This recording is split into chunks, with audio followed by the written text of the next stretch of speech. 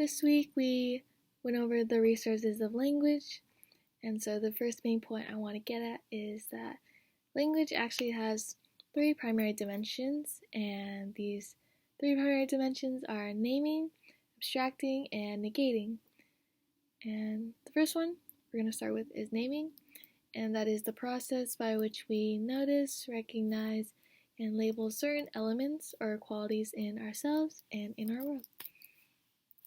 And so, it's a process of ordering the world and of focusing our attention.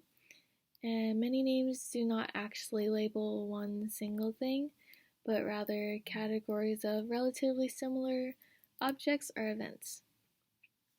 And so the next one is abstracting. You may know what abstract means, and so that's basically just that. It leaves out details. And so it is the most basic kind of abstracting occurs with names actually. And abstracting moves us further and further from concrete specific details. Next one is negating, and negating is kind of complicated, but basically definitions are based on negating, because when we say what something is, we are also saying what it is not. So it's kind of tricky, and it's exactly because prohibitions imply their opposites. And so an example they use is when saying to a teenager, "Don't fall in love with a high school boyfriend," you're at the same time suggesting a possibility of a high school boyfriend. And it is also involved in abstracting, and so to abstract is to omit or negate details and ignore or negate differences. Something also distinctive about language is style, and style is very closely related to tone. Style reflects the attitudes and character of the writer, and also hints at feelings about the subject being explored or advocated. And some language styles include formality and informality, precision and ambiguity, literal and figurative, economy and redundancy. And so good style is clear, vivid, appropriate, and consistent.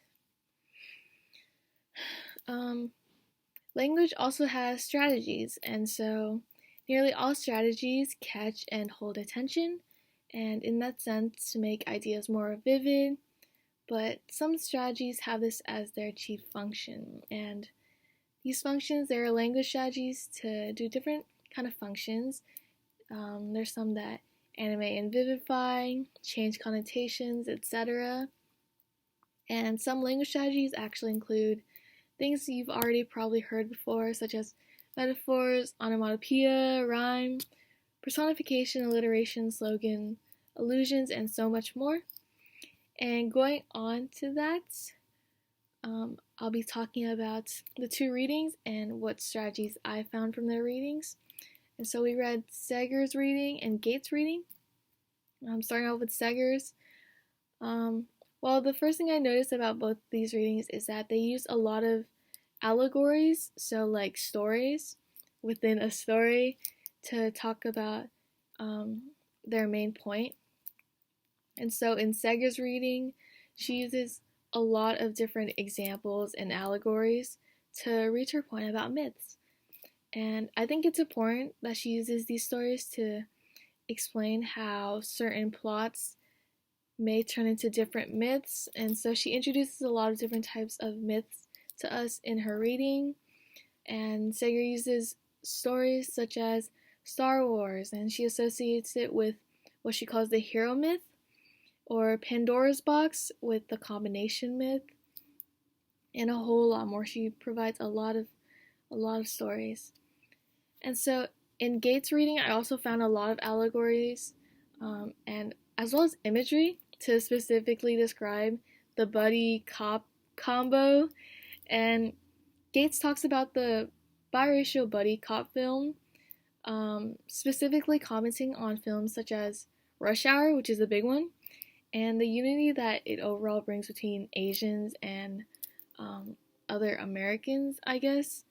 And basically, Rush Hour was extremely successful. They had two heroes of color fighting together, and it was one of the films that really shined that teamwork. And I think that the reason why they both use allegories is to just use them as even more detailed examples to further prove their point. And yeah.